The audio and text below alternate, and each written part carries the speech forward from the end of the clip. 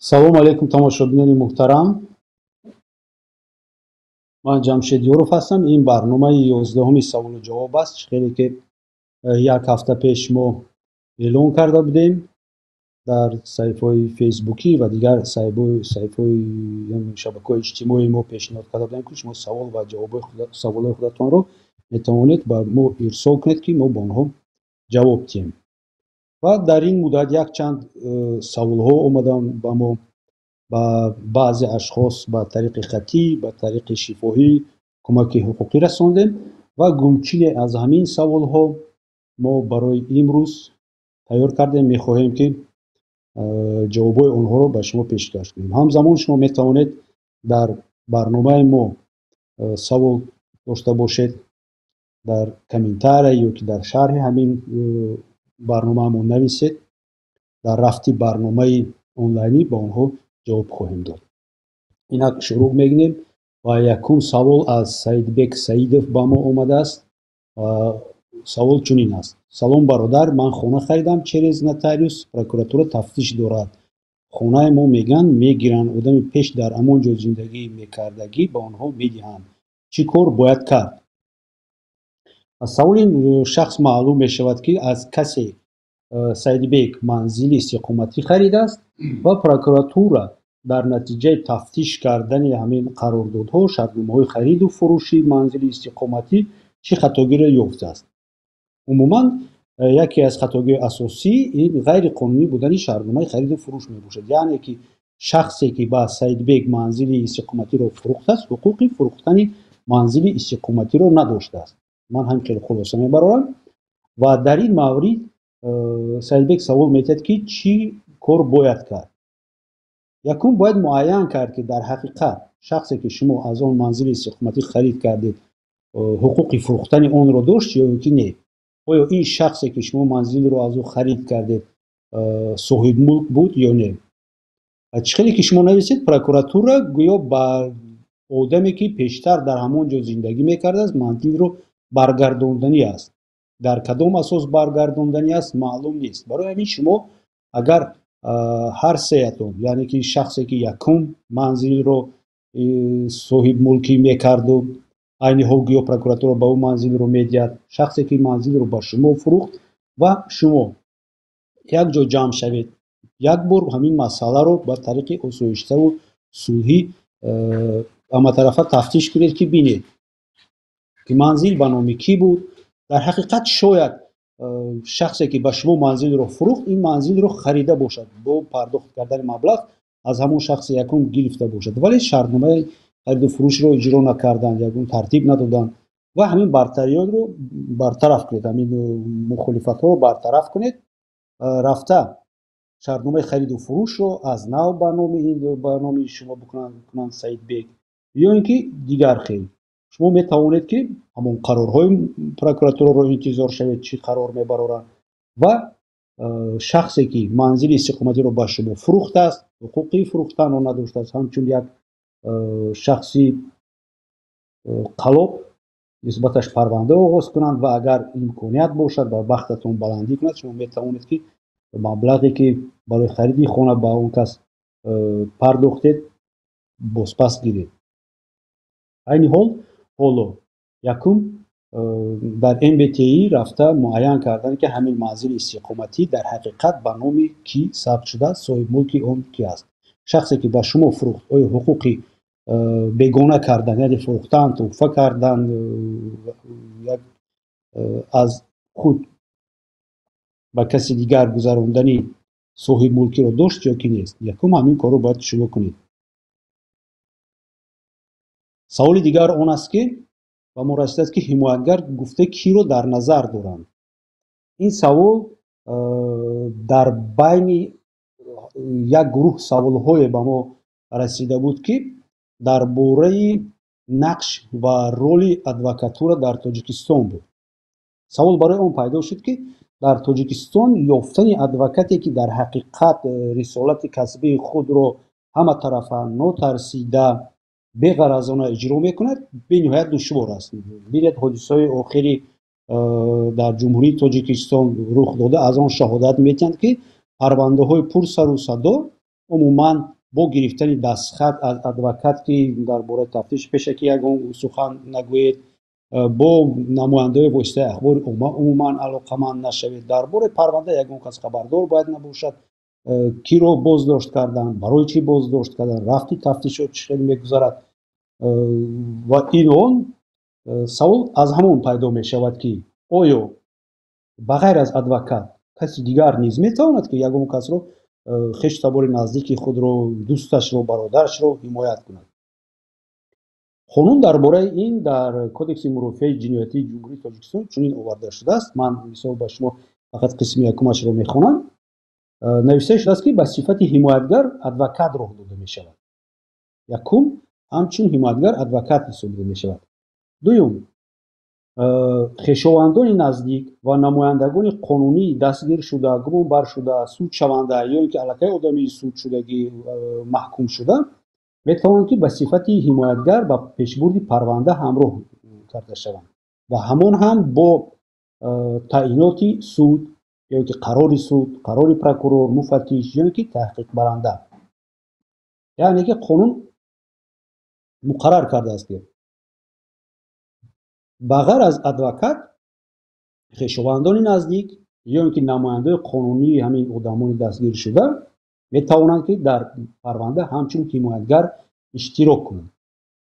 وقتی که آنها همچون حمایتگر اشتراک میکنند تمام حقوق و عهده‌داری های ادوکات رو نیز آنها دارند. یعنی که واخوری یکا به یکا به ممانعت در علاهیدگی با زیر حمایه‌شان، شناسایی با موادهای پرونده، آوردن شکایت از قرارهای سود، آوردن شکایت از قرارهای مفتش و غیره و غیره، تمامی حقوقهای ادوکات رو اونها دارا میباشند. نماینده قانونی گفته چی رو در نظر دارد قانون در همین مورد؟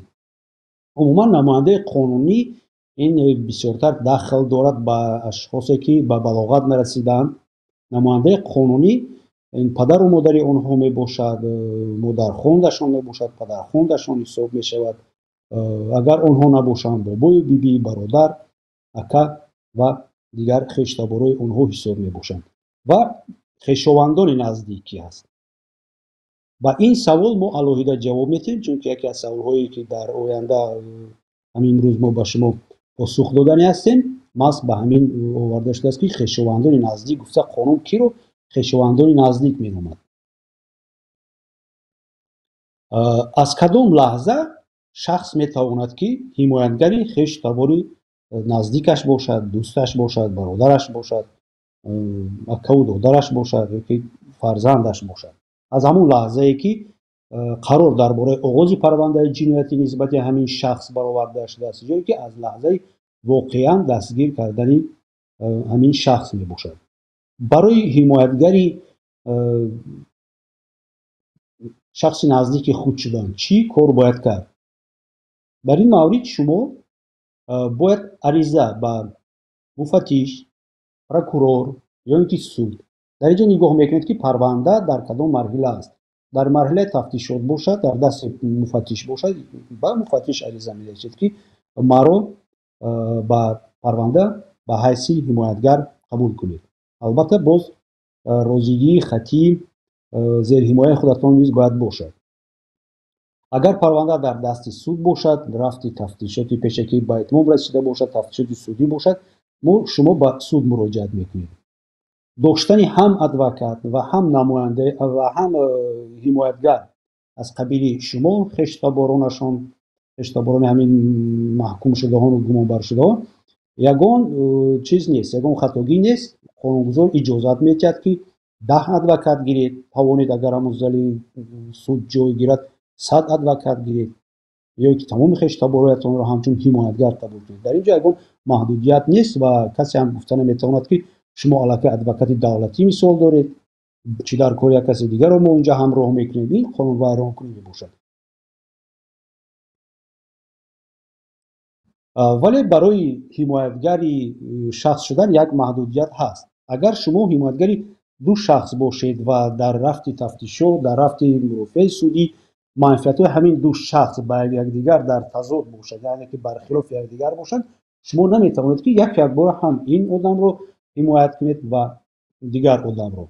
вале агар дар байни манфиатҳои ҳамин ду ё се шахсе ки шумо гӯё ҳимоят мекунед ягон бархурде набошад, шумо метавонед ки як бора се касро ҳимоятгарӣ кунед. мисоли оддӣ метавонем парвандаи Бузургмеҳри Ёровро биёрем ки ҳамзамон ҳам Бузургмеҳри Ёровро суд мекарданд ва адвокати ӯро Нуриддин Маҳкамовро ва як ҳимоятгар доштанд, як адвокат доштанд, Муаззама Қодирова, ҳам Бузургмеҳрро ҳимоят мекард ва ҳам Нуриддин Маҳкамовро. ва дар ҳамин парвандаи Бузургмеҳри Ёров буд. мисоли дигар ман дар ҳамин саволе ки кӣ метавонад ҳимоятгар шавад оварда метавонам ки дар вақте ки аллакай ёфтани ҳимоятгар адвокати касбӣ хеле мушкил буд ва адвокатҳо аз бо баҳонаи ҳархела намехостанд ҳимоят кунанд ин ашхосро, оилаи ӯ ҳамсари Бузургмеҳри Ёров ҳамчун ҳимоятгар дар парванда роҳ дода шуд ва ҳаддалимкон ҳимояи Бузургмеҳрро ба гардан гирифт. яъне ки шумо ҳам дӯстон метавонед ки дар ҳимояи наздикони худ ҳамчун адвокат иштирок кунед. ариза навистанд дар кор ба ҳамон мақомоте ки парванда дар дасти онҳо аст, баррасӣ карда истоданд ва розигии зери ҳимояи худатонро наздики худатонро мегиред ва онро ҳимоя мекунед. аз оне ки мо ҳуқуқро намедонем, мо намедонем чӣ хел ҳимоя мекунем, бояд дар ҳарос набошед. шумо дар бораи рафти амалҳое ки чӣ кор кунем ҳамчун ҳимоятгар, кай шикоят кунем, кай шикоят накунем, дар ин маврид чӣ гӯем, дар он маврид чӣ гӯем, умуман чӣ кор кунем ҳамчун ҳимоятгар, мисол метавонед ба бунёди мо, ба фонди мо, ба он рақамҳое ки дар ҳамин барнома мо ба шумо пешниҳод мекунед нависед ва мо ба шумо маслиҳат метиҳем вобаста ба ҳамон шаклу намуди ҳамон парвандаи шумо, чӣ парвандаи гражданӣ аст, чӣ парвандаи ҷиноятӣ аст, мо метавонем ба шумо роҳнамоӣ кунем, адабиётҳо ба шумо фиристонем ки шумо тарзи ҳимояи наздикатонро ба уҳда гиред. ё ин ки шумо метавонед ба назди ягон адвокат рафта консултатсия, яъне ки маслиҳати ҳуқуқӣ аз онҳо гиред ки дар ин маврид ман чӣ кор кунам ё ки чӣ кор накунам. дар адвокатҳо маъмулан дар парвандаҳои пурсару садо дасткашӣ мекунанд барои бехатарии худ, чунин ҳимояро ба гардан намегиранд, вале барои додани маслиҳат барои шумо набояд ки онҳо хоҳишҳои шуморо рад кунанд. боз агар боз адвокат барои ин хизматаш ягон маблағ гирад, ба фикрам умуман хеле ҳам розӣ мешаванд, хайрамақдам ҳам мегӯянд ки шуморо ки ба онҳо муроҷиат кардед.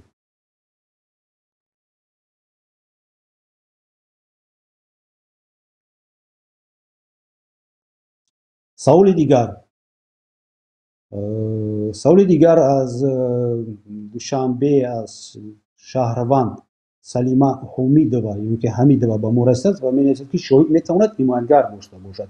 мо пештар бо ин одам дар тамос будем, дар як парвандаи дар як қазияи парвандааш ба ӯ каме кӯмак кардем ва ҳамин хел фаҳмидем ки дар рафти мурофиаи гражданӣ вақте ки баҳс байни ин кас ва ҳамсояаш дар бораи манзил, дар бораи молу мулк меравад, тарафи муқобил ҳамсояи вай шоҳид мебиёрад ва вақте ки ҳимоятгарони ин нафаре ба мо муроҷиат кардагӣ савол медиҳанд ба шоҳид, шоҳид мегӯяд ки ман ба ин саволҳо ҷавоб дода наметавонам, хоҳиш мекунам ки ба ин саволҳо адвокати ман ҷавоб диҳад ва нишон медиҳад ба адвокати тарафи муқобил.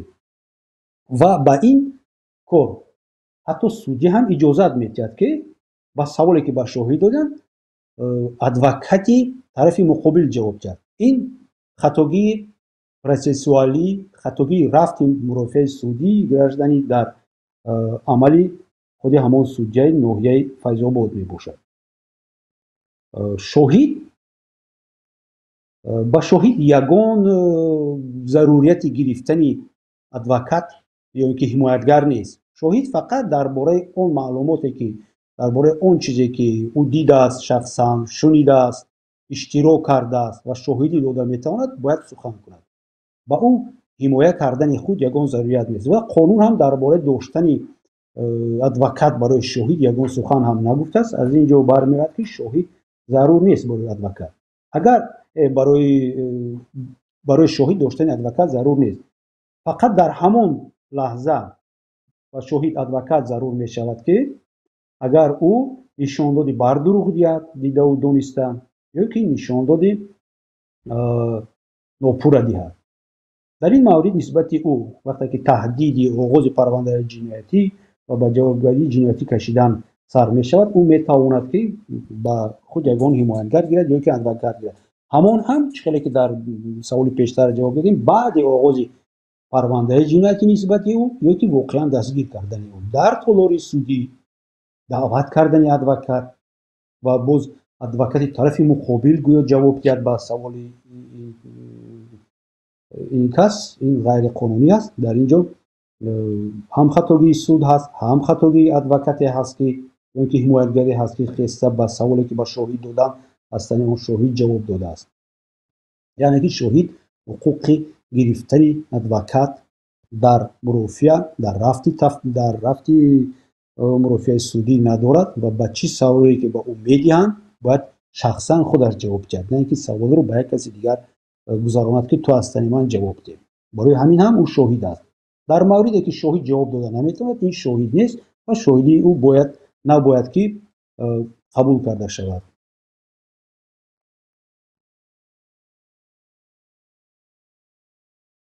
سوال دیگر، همین پرسش آدمان باید فقط در کابینت گذرانند مفتشان یا اینکه نه؟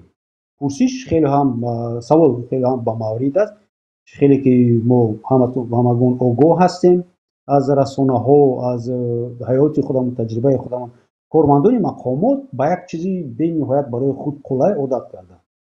با طریق تلفن دعوت میکنن که بیاین با فلان کابینت، فلان مقامات، شما رفته انتظار میشوید، وقتتون رو صرف میکنید. وقت هم اگه دو سه کلمه میپرسن یا اینکه عموما یگان چیزی پرتر و دخلدار برای پرونده از شما پرسان میشوند. اونه که مفتش پروکورور خسته رفته پرسش کند یگان جا با منزل شما روند، با جای کاری شما روند، مثال شما در بیمارخانه باشد با بیمارخانه روند، خیلی کم دیده می شود. در بیمارخانه دیده می شود وقتی که شما عموما راه گشته نمیتونید میبیویند، ولی دانند که شما این روز پگاه جواب میشید، حتما بعد جواب میگن حسابیت کابینت، در کابینت پرسید. قانونگذار درباره این عمل آنها گفته است که پرسش در جای تفتیش پیشکی انجام داده می شود، ولی جای گفته انیق معین نکرده است که در همون کابینت رو در نظر دارین، بینا رو در نظر دارن، همون ناحیه‌ای که بینا در اونجا هست یا که همون ناحیه‌ای که در حدود همون شهر هست، این رو در نظر انیق نکرده است.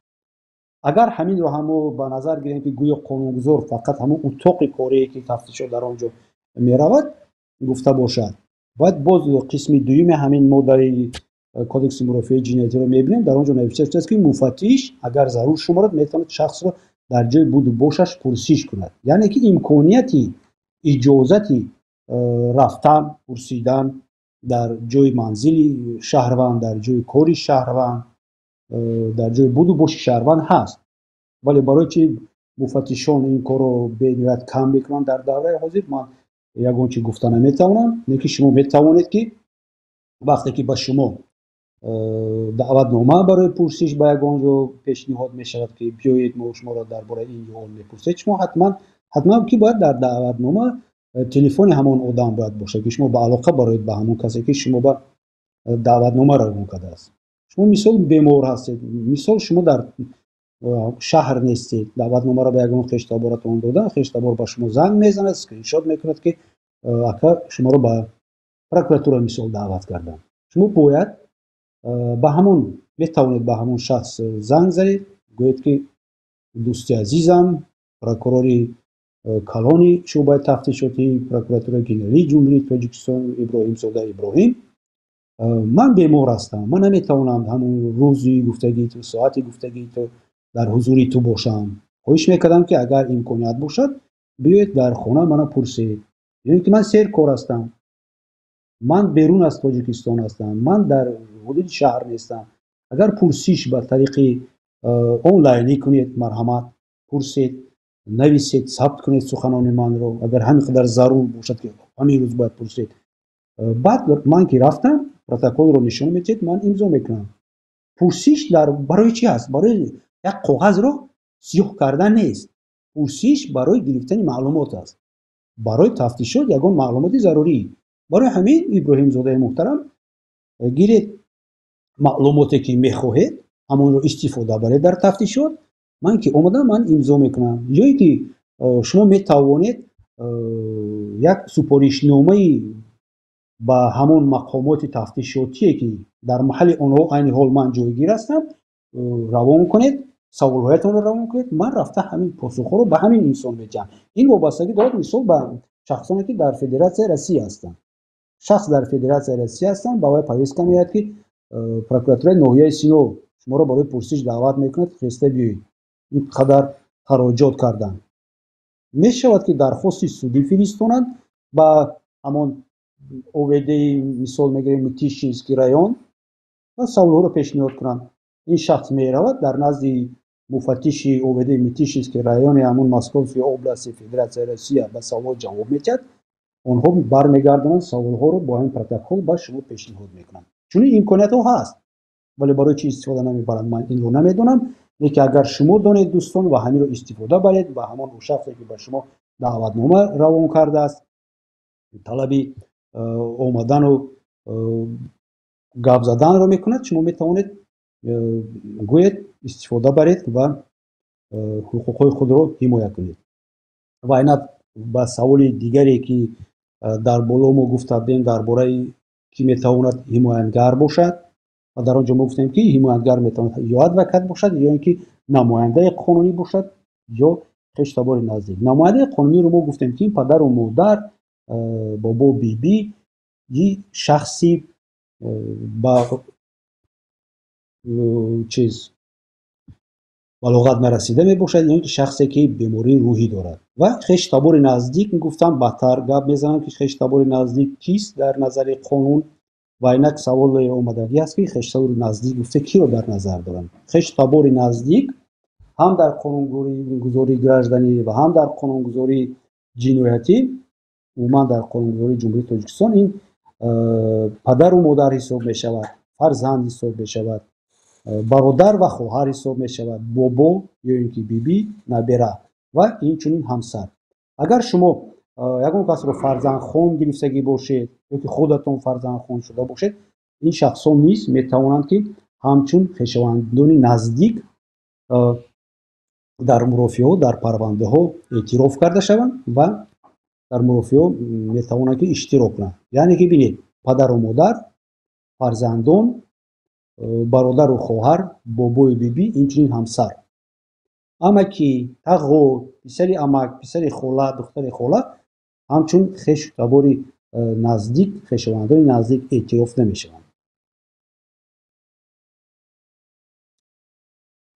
سوال ششم امروزه ما چنین است: شهروند تاجیکستان در قزاقستان زندانی شده است. آیا امکانیت ادای جزا را در تاجیکستان کردن دارد یا اینکه نه؟ بله چنین امکانیت هست و چنین امکانیت نه فقط برای شهروندان تاجیکستان که در قزاقستان شدند، هر دلخواه دولتی که برای استرداد و برای با آن دولت جمهوری تاجیکستان مناسبت‌های دیپلماتی دارد، شرطنامه‌های رساندن یاری حقوقی یا اینکه داد و گرفتی حقوقی دارد میتواند که انجام داده شود و شهروند جمهوری تاجیکستان که در دولت خارجه برای یگان صادر کردن جنایت در حکم محبسی زندانی شده است، یگان گفتید تاجیکی اقدامات سراغ گرفته است، میتواند که خویشاوندان نزدیک او نماینده قانونی او میتوانند که با پروکراتور گنرالی جمهوری تاجیکستان درخواست نویسند که خویشاوندان آنهایی که در دیگر دولت محکوم شده است برای ادای جزا به تاجیکستان آورده شود. البته که در این درخواست باید شما قید کنید که تمام خراجات های آوردن این شخص رو شما به گردن میگیرید و پروکراتور گنرالی جمهوری تاجیکستان در اساسی درخواست شما و با رضایت همون شخصی که شما درخواست آوردن به تاجیکستان دارد، آن را که در تاجیکستان ادای جزا رو می‌گذراند، میتواند که با درخواست خودش به آن مقامات دخلدار دولت خارجی مراجعت کند و در مدت چند همون نزدیک شما ممکن است که از آن دولت به تاجیکستان برای اجرای جزا گذرانده شود. در اینجا باید قید کرد که شخصی که در دولت خارجی مثال میگیریم 15 سال حکم کرده شده است مطابق قانون جمهوری تاجیکستان، مطابق شرطنامه بین دولتی، اگر در دولت خارجی مثال میگیریم در همین قزاقستان 15 سال گرفته باشد، باید حتما در تاجیکستان نیز همون 15 سال رو ادا کند. در اینجا فقط در حالتی که اگر پرزیدنت کشور او را بخشش جزا کند میتواند برایت یا که تطبیق امنیستیا. در تاجیکستان سودهای ما از سر نو بررسی کردن پرونده همین شخص را یا برای عوض کردن حکمش چنین حقوق را ندارند. دولت خارجی شهروندای تاجیکستان را و اینچنین تاجیکستان شهروندای دولت‌های خارجی رو که در تاجیکستان ما آنها رو حکم کردیم با یکدیگر میسپارند به همون شرطی که حکمی که اونها گرفتن، همون مهلت جزا که اونها گرفتن، باید حتما در همون مهلت رو در دولتی که میگذارنشون ادا کنند. یعنی که اگر 15 سال نزدیک شما در قزاقستان گرفت، وقتی که او رو به تاجیکستان میگذارند باید 15 سال شیند و فقط در نتیجه تطبیق امنیستیا یا اینکه بخشش جزا که از طرف پرزیدنت عملی میشود مهلت آنها کم کرده میشود. اونی که سودای تاجیکستان یک بار دیگه بررسی از نو میکنند پرونده آنها رو شکایت میارند، حکم دیگر میشود، در تاجیکستان میشود. آوردن شکایت فقط به همون سود میشود که سود همون دولتی که حکم رو برآورده است و اگر اون دولت در حکم تغییرات درآورد حتما درباره این تغییرات به تاجیکستان خبر داده میشود و وابسته به همین تغییرات مهلت ادای جزا کم یا زیاد کرده میشود. سوال دیگر و ما رسیده است اون است که پسرم رو مادرش رو از خولیگنی به خودسرانی گذراندند. خودسرانی چیست گفته به ما سوال داده است. پاسخ چنین میباشد که خودسری چقدر که از خود همین نام ماده میآید، این خودسرانه یعنی که از پیش خود برخلاف ترتیب مقرر نموده قانون یا سند دیگری معیاری حقوقی به عمل با آوردن حقوق واقعی یا احتمالی که به حقوق و منفعت‌های قانونی حفظ شونده‌های شهروندان و یا منفعت‌های دولتی و جمعیتی ضرر جدی رسانده است. این رو خودسری مینامند. عادی‌تر کرده گوییم یک شخص می‌بیند که یک شخص دیگه فرض میکنه که به خونه او در اومده یگان چیز رو دزدیده رفته ایستاده و او فکر میکند که در حقیقت در منزل من در اومد، مال من رو دزدیده ایستاده است و همون رو چون لطو کوب میکند که یا اینکه از قفاش میدود در کوچه چون لطو کوبش میکند، تأخیرش میکند، دست و پایش رو میبندد، دو سه روز دیگر در چردک خونش محکم میکند که تو دزدی تو در خونه من بودی. معنی این خودسری است، یعنی که از شخصی بازداشت کرده، شخصی صاحب ملک هم منزل فکر کرد که در حقیقت من حقوق دارم که مال و ملک خود رو حمایت کنم. این حقوقی واقعی است و درباره اون که من جزا میدهم این حقوقی احتمالی بود. جزا دادن و تمام جنایتکاران و عملهای جنایتی در جمهوری تاجیکستان در دیگر دولت ها که خود را دموکراتی مینامند از طرف دولت عملی می شود. بازداشت کردن حقوقی واقعی شخص است، بازداشت کردن جنایتکار، ولی جزا دادن گمانبر شده در صادر کردن یگان جنایت این حقوقی احتمالی است. شخص در همون حالت در حالت هیجان وقتی که از خانه میبراید میبیند که اموالش دزدیده ایستادن، مثال یگان عملی غیر قانونی کرده ایستادن در حولیش، او رو بازداشت میکند، دست و پایش رو میبندد، دهانش رو اسکوچ پیچ میکند یا پدوال میبرد دو روز محکم میکند یا که کلیشه خونه برده محکم میکند. این علاقه خودسری است. او باید وقتی که او رو دستگیر کرد به مقامات زنگ میزد، میگفت که مرحمت من اون کس رو دستگیر کردم، چون این عملها رو صادر میکرد و مقامات باید پرونده میکشد و дар бораи фикри ҷазо додан ё надодани он шахс мешуд. Додани ҷазо аллакай аз ваколатҳои худ баромадан ҳисоб мешавад, ин ки худсарӣ ҳисоб мешавад. Аз назди худ, аз пеши худ одам фикр кард, ки ман чунин ҳуқуқро дорам ва ҳамин амалро иҷро кард. ин кирдор ба ҷарима ҳам метавонад ки чиз карда шавад, ҷазо дода шавад, ё ин ки корҳои ислоҳӣ, ё ин ки то аз 1 то 2 сол мумкин аст ки агар бисёр ҳам худсарӣ вазмин карда бошад, мисол хеле ки ман гуфтам 2-3 рӯз шахсро дар киришаву чирдаку бе обу алов, бе ягон нон монда бошад, ғам дода бошаду шиканҷа дода бошад, мумкин аст ки нисбати ӯ ҷазо то маҳрум кардан аз озодӣ ҳам таъин карда шавад. ва саволи навбатии мо дар бораи ҳуқуқи оилавӣ ҳаст. савол омадааст ки дар хориҷи кишвар мехоҳем оиладор шавем, ҳамин расму русуми никоҳро чӣ хел ба расмият дарорем? ин хеле ҳам оддӣ аст. қонунгузори оилавӣ гуфта шудааст ки ақди никоҳе ки байни шаҳрвандони ҷумҳурии Тоҷикистон берун аз ҷумҳурии Тоҷикистон баста мешавад, дар яке аз мақомотҳои дипломатӣ ё ин ки консулгарии ҷумҳурии Тоҷикистон бояд ба расмият оварда шавад. ҳар ду шахсе ки мехоҳанд оила барпо кунанд метавонанд ба консулгарии ҷумҳурии Тоҷикистон дар мисол Берлин, дар Алмато, дар Русия, ҷои дигар рафта ариза пешниҳод кунанд, ки мо мехоҳем занушу шавем ва ақди никоҳро консулгарӣ ба амал мебарад. ва ҳамчунин консулгарӣ яке аз вазифааш боз ин ба амал баровардани амалҳои нотариӣ ҳам ҳаст. Метавонад ки мисол ҳамчун нотариус ба шумо лозим шавад, мисол шумо мехоҳед ягон нотариальный акт, ягон амали нотариалӣ анҷом диҳед ва он ҳуҷҷатро ба Тоҷикистон ирсол кунед, шумо метавонед якбора ба ягон нотариуси Русия ё Қазоқистон нараведу ба забони русия онро тайёр накунеду баъд онро боз аз сари нав тарҷума кардан лозим аст ба забони давлатӣ, баъд онро боз ба Тоҷикистон равон кардан мекунед. Якбора ба консулгарии Тоҷикистон дар ҳамон маҳалле ки давлате ки шумо ҳастед меравед, хоҳиш мекунед ки мехоҳем тамом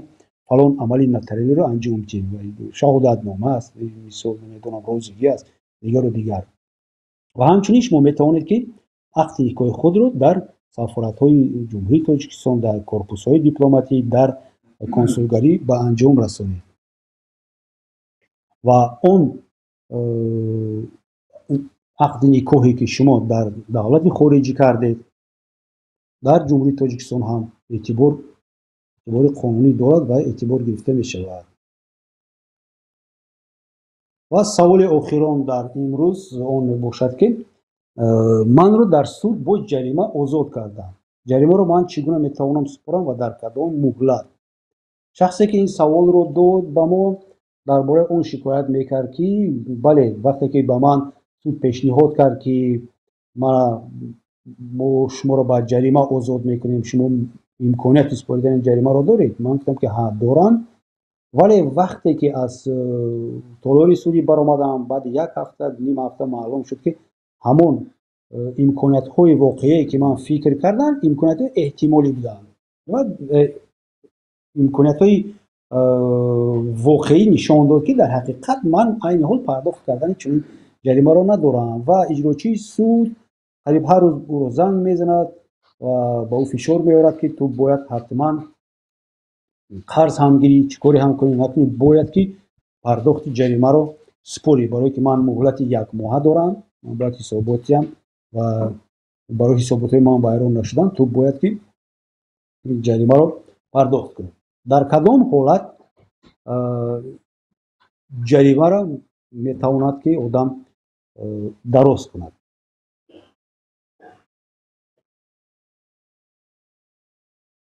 қонунгузор мегӯяд ки аз лаҳзаи эътибори қонунӣ пайдо кардани ҳукми суд шумо бояд дар давоми 30 рӯз ҷаримаро пардохт кунед. вале агар имкониятҳои шумо иҷозат надиҳанд ки дар ҳамин муҳлат шумо ҷаримаро пардохт мекунед, шумо бояд ба суд муроҷиат кунед ва бо розигӣ ва бо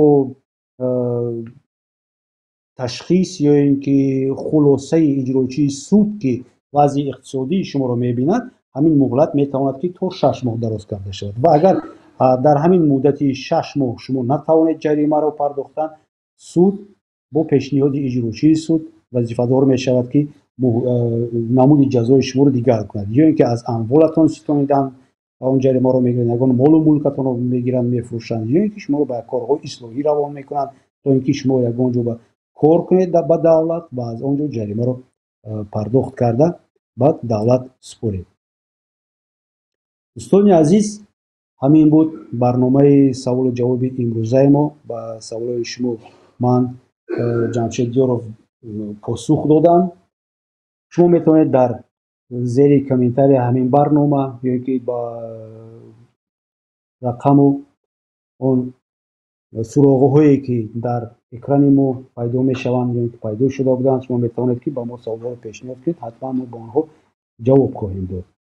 همچنین دوستان از شما خواهش میکنم که برای پهن کردن چنین برنامه‌ها که سویه دانشی مردم رو بلند میبردارد و یک برنامه مفید من فکر میکنم در جامعه ما حساب میشوند، سهم خود رو گذارید، لایک کنید، برنامه‌های ما رو با دوستانتون توصیه دهید، اون رو پهن کنید و ابونه شوی رو به کانال ما فراموش نکنید. تا بازدید دوستان عزیز، تشکر برای اشتراک، تشکر برای سوال‌های شما. تماشابینان محترم، هر هفته روزی جمعه ساعت 18 به وقت دوشنبه برنامه آنلاینی سوال و جواب با حقوقدان تاجیک جمشید دیاروف برگزار می گردد. شما بیننده عزیز می توانید تا این مدت به ما طریق پوسته الکترونی buzurgmehrfound@gmail.com یا در چت خصوصی فیسبوک بنیاد بزرگمهر سوالهای خود را روان کنید. این چنین می توانید در برنامه شرکت کرده توسط واتساپ، وایبر مستقیما زنگ زده سوالهای خود را پیشنهاد کنید. رقم برای تماس 48 791 150 277. Ignorare leggi è la culpa. ندانستن قانون این اشتباهی بزرگ است.